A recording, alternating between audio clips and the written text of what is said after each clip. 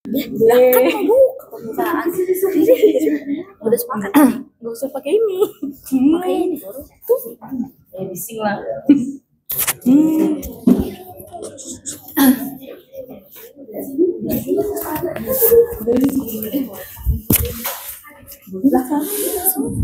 Di situ.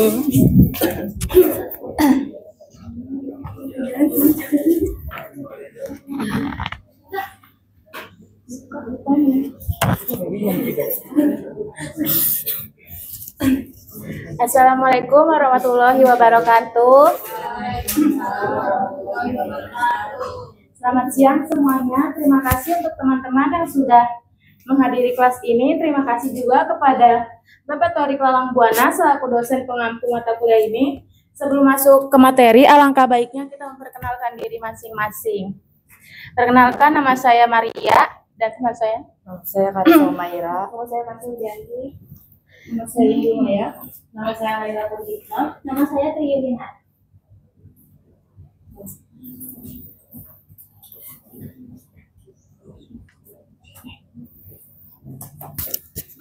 Di sini saya akan menjelaskan tentang definisi cryptocurrency.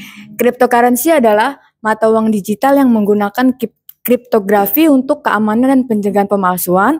Transaksi dilakukan dengan kunci publik dan kunci pribadi antar pengguna. Nilainya tidak diatur bank sentral, melainkan bergantung pada permintaan dan penawaran pasar. Mirip logam mulia seperti emas atau perak. Secara sederhana, cryptocurrency dicatat dalam buku besar digital bernama blockchain, sedangkan kepemilikan disimpan dalam wallet atau dompet digital. Identitas pemilik disamarkan melalui enkripsi sehingga keamanan dan privasi tetap terjaga.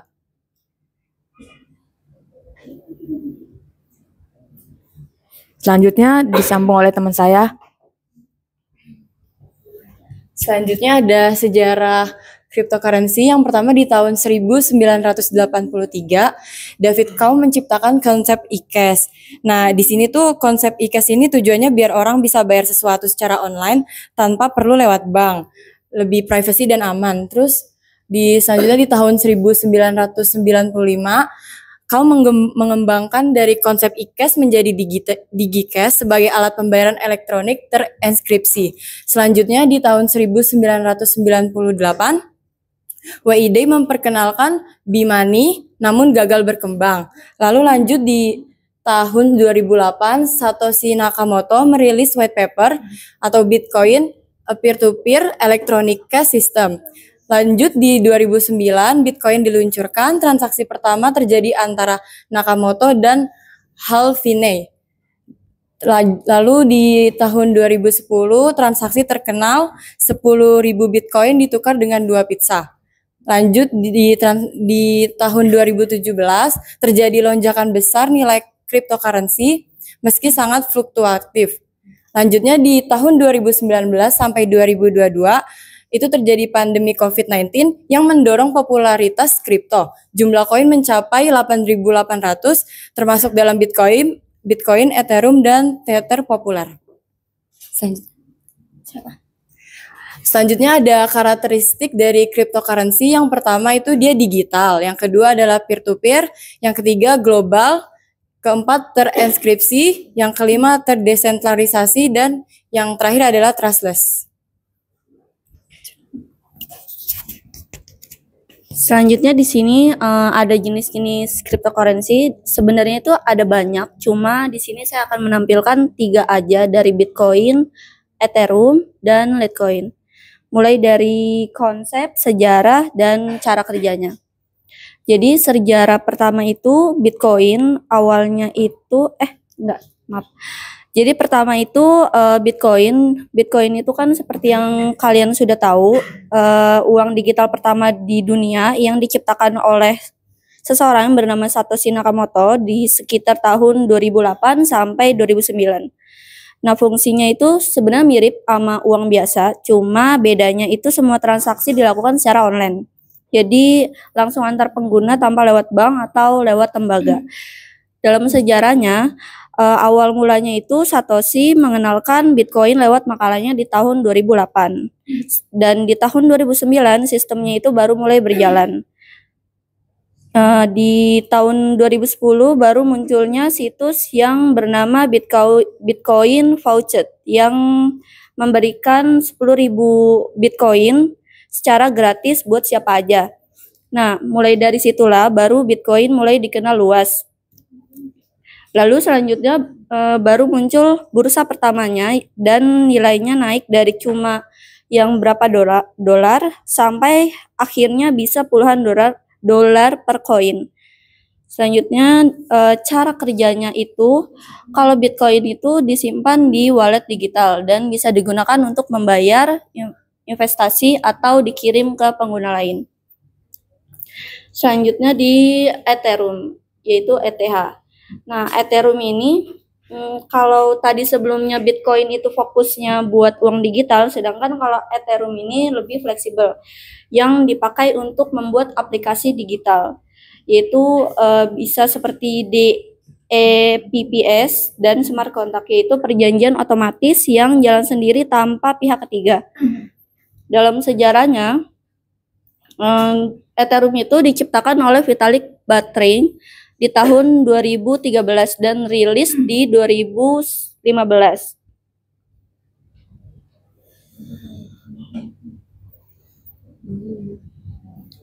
Dan ini resmi rilisnya itu di tahun 2015 dengan dengan nama koinnya Ether. Dan di waktu itu mereka mengumpulkan dana lewat ICO dan hasilnya itu menunjukkan sukses besar. Lalu sekarang itu Ethereum biasa dipakai di proyek besar kayak DFFI, yaitu keuangan digital tanpa bank, dan NFT, karya digital unik. Nah, cara kerjanya sendiri digunakan untuk menjalankan aplikasi yang tadi saya sebutkan dan transaksi digital melalui wallet Ethereum. Selanjutnya, Litecoin. Litecoin itu kalau bisa dibilang itu versi cepatnya Bitcoin. Nah, awal mula dibuatnya itu di tahun 2011 oleh Carly Lee sebagai versi cepatnya Bitcoin. Beliau ialah mantan pegawai Google yang membuat Litecoin dengan tujuan transaksinya bisa lebih cepat dan biaya lebih murah. Alasan beliau membuat Litecoin karena ingin ngebuat versi Bitcoin itu lebih efisien. Sederhananya itu kalau bisa kita iniin, Bitcoin itu seperti emas digitalnya, sedangkan kalau Litecoin itu seperti peraknya digital. Nah, dalam sejarahnya, Litecoin itu sempat menjadi salah satu kripto paling besar di dunia, meskipun pernah ada rumor palsu kayak kerjasama dengan Walmart di tahun 2021, tapi sekarang Litecoin itu masih populer digunakan banyak orang. Dalam cara kerja sendiri, Litecoin itu disimpan di wallet digital, bisa untuk transaksi online atau investasi kripto. Selanjutnya akan dilanjutkan ke siapa? Oke, selanjutnya itu ada perkembangan dari cryptocurrency. Yang pertama ada setelah Bitcoin, ribuan cryptocurrency lain yang dikenal sebagai altcoin bermunculan dengan berbagai tujuan dan teknologi variasi di belakangnya. Yang kedua, ada teknologi blockchain menjadi fondasi utama di balik semua cryptocurrency, memberikan keamanan dan transparansi dalam transaksi digital. Yang ketiga, ada cryptocurrency kini berkembang tidak hanya sebagai alat pembayaran, tapi juga sebagai instrumen investasi dan bagian dari ekosistem teknologi. Ekosistem teknologi keuangan yang lebih luas, seperti DEFI atau keuangan terdesentralisasi dan NFT atau non-fungible token. Yang terakhir ada perkembangan pasar cryptocurrency, sangat dinamis dan terus berkembang dengan hadirnya mata uang kripto baru yang sering mengalami fluktuasi nilai yang signifikan dan terus diperbarui dalam daftar populer serta tren pasar. Nah, ringkasnya itu cryptocurrency berawal dari konsep uang digital terinskripsi dari tahun 1980-an. Nah, sekarang diimplementasikan dengan Bitcoin pada tahun 2009. Lalu berkembang pesat hingga menjadi bagian penting dari inovasi teknologi keuangan global saat ini. Selanjutnya akan dibacakan oleh Selanjutnya ada cara mengaplikasikan cryptocurrency. Cryptocurrency dapat diaplikasikan dengan berbagai cara, mulai dari investasi hingga transaksi dan pembayaran. Berikut ada beberapa cara umum mengaplikasikan cryptocurrency. Yang pertama ada membeli dan menjual aset kripto. Untuk memulai menggunakan cryptocurrency, pertama harus memiliki dompet digital atau wallet dan akun exchange resmi. Yang kedua, pembayaran barang dan jasa. Cryptocurrency seperti Bitcoin bisa digunakan untuk membayar barang dan jasa di toko atau layanan yang menerima metode pembayaran ini. Dan yang terakhir ada transfer uang antar individu. Kripto memungkinkan pengiriman uang ke teman atau keluarga dengan cepat dan biaya rendah tanpa perlu rekening bank atau perantara. Selanjutnya ada tantangan dan masa depan cryptocurrency. Yang pertama itu ada regulasi global dan legalitas. Nah, ini adalah tantangan yang pertama yang paling mendesak, yaitu regulasi global dan legalitas. Saat ini tidak ada kerangka regulasi tunggal yang diakui secara internasional. Setiap negara memiliki pendekatan yang berbeda, mulai dari sangat ketat hingga sangat terbuka. Dan yang kedua ada skalabilitas dan keberlanjutan. Yang ketiga ada keamanan sistem dan resiko. Nah, ada beberapa celah, tapi yang saya sebutin cuma satu, yaitu serangan pada bursa exchange. Platform pertukaran kripto sering menjadi target peretasan yang mengakibatkan kerugian besar bagi pengguna. Dan yang terakhir itu ada keamanan sistem pada resiko. Itu ada kerentanan smart contract atau salah satu kode dapat eksploitasi seperti yang kita lihat dalam kasus-kasus peretasan DeFi. Yang keempat ada kompetisi dari CBDCs.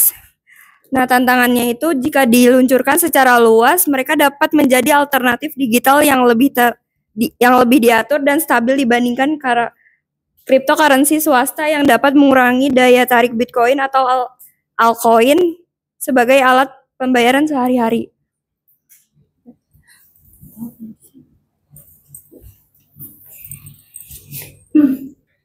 Oke, selanjutnya itu ada kesimpulan. Cryptocurrency adalah mata uang digital yang berbasis blockchain yang aman dan transparan tanpa campur tangan bank sentral.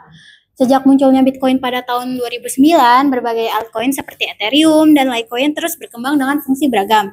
Kripto digunakan untuk transaksi, investasi, dan inovasi keuangan seperti DeFi dan NFT. Meski punya potensi besar mengubah sistem keuangan global, cryptocurrency masih menghadapi tantangan seperti regulasi, keamanan, dan fluktuasi nilai. Dengan pengelolaan yang bijak, kripto dapat menjadi masa depan ekonomi digital yang lebih efisien dan terbuka. Sekian dari kelompok kami. Kurang lebihnya mohon maaf. Wassalamualaikum warahmatullahi wabarakatuh.